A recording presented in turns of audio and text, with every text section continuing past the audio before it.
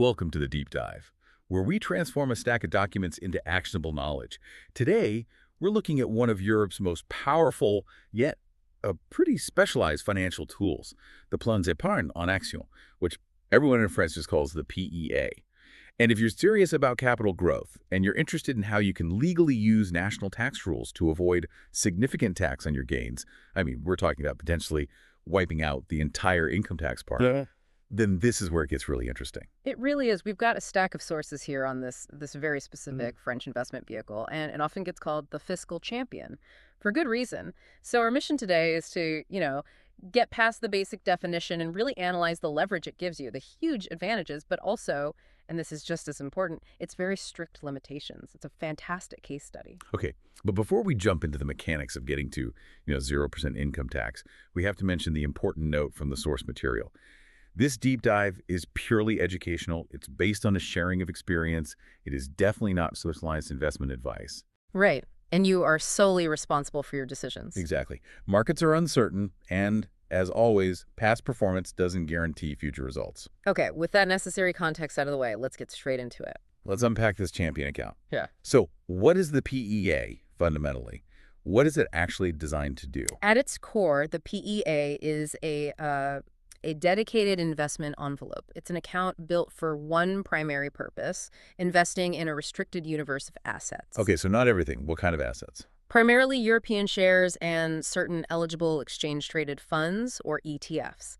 So think of it as a specialized tax-advantaged container for long-term equity exposure in Europe. And the main goal, which the notes make crystal clear, is to profit from a highly advantageous fiscal framework. Which brings us to the whole philosophy behind it. It does. It connects directly to this idea of fiscal intelligence. There's a fantastic quote in here that just nails the mindset you need. It says, "L'intelligence fiscale, c'est d'utiliser les règles, pas de les subir." Fiscal intelligence is about using the rules, not suffering them. I love that. It's such a great way to frame strategy. It actually reminds me of that other piece of wisdom from the sources, the one often attributed to Charlie Munger. Prenez les idées là où elles sont, mais utilisez votre propre cerveau pour les assembler. Exactly. Take ideas where they are, but use your own brain to assemble them.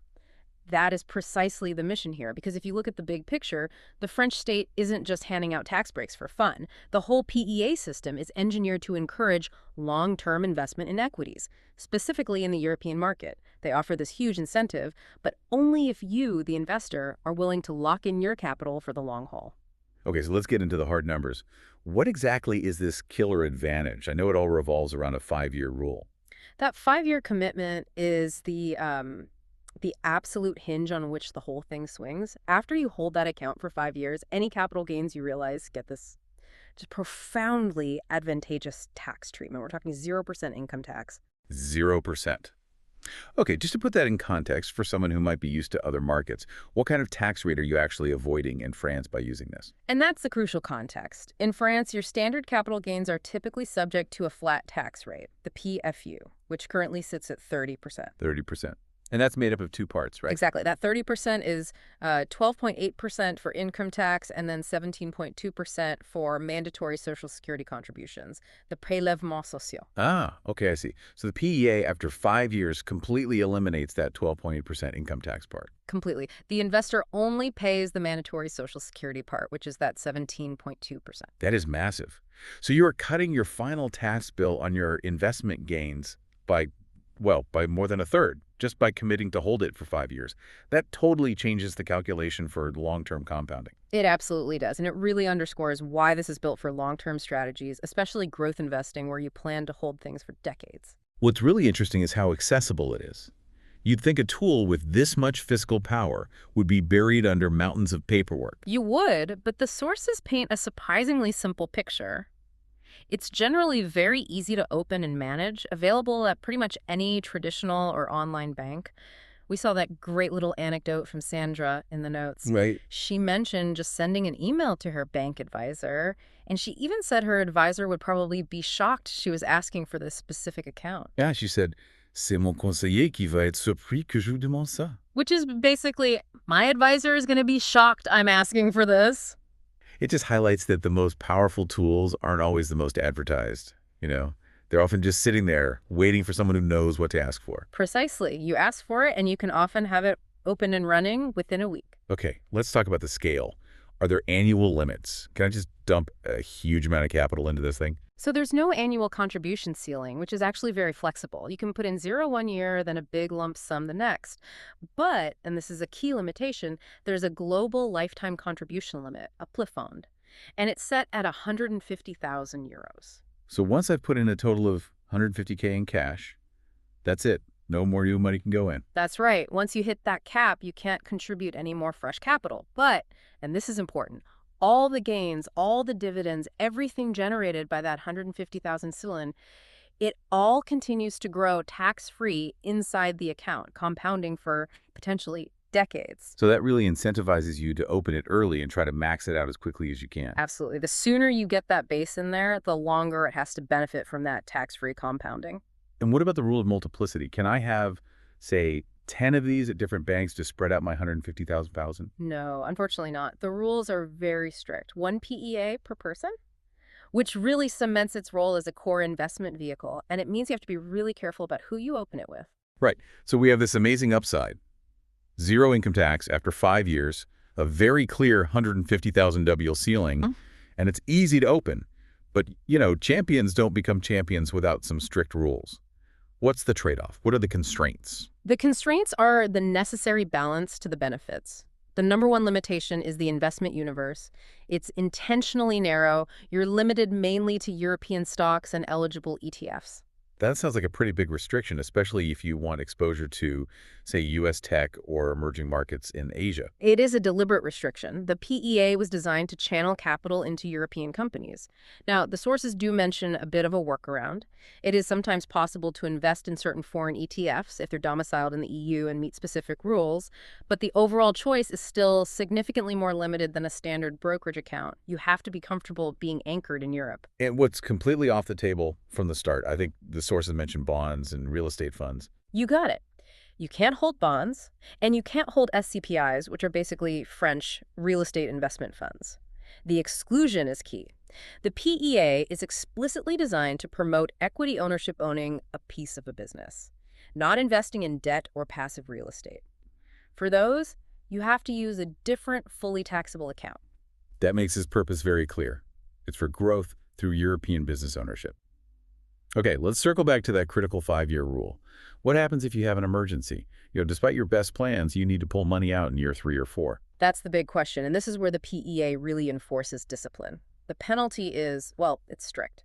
Any partial withdrawal before that 5-year mark results in the closure of the entire account. Wait, closure? Not just a penalty tax. The whole account is dissolved. That's the default rule, yes. The sources did note some recent legal changes have introduced exceptions, like if you're using the funds to start a new company. But for a general financial need, the rule enforces an absolute long-term commitment. You liquidate, you pay the standard 30% tax on any gains, and you lose the account.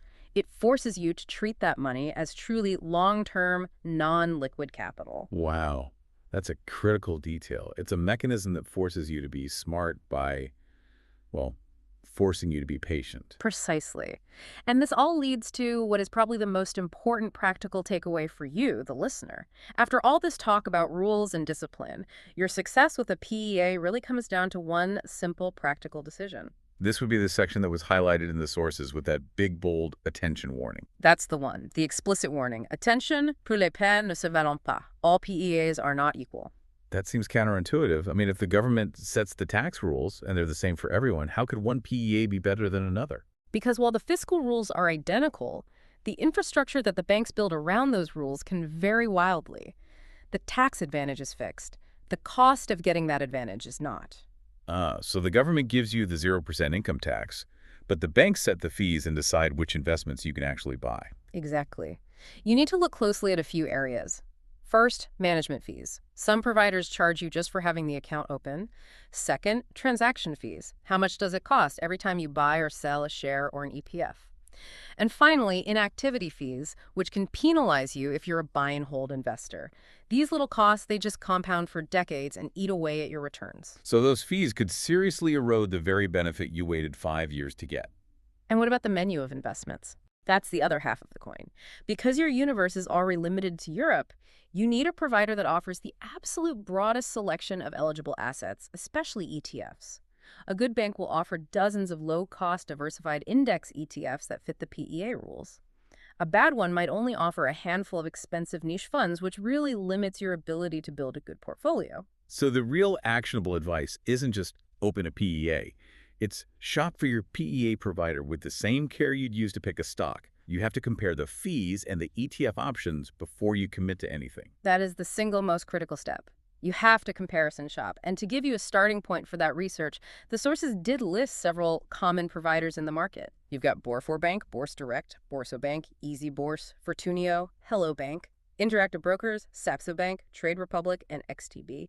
You have to go and investigate their specific fee structures and what assets you can actually access. That's a solid foundation for anyone looking to do this.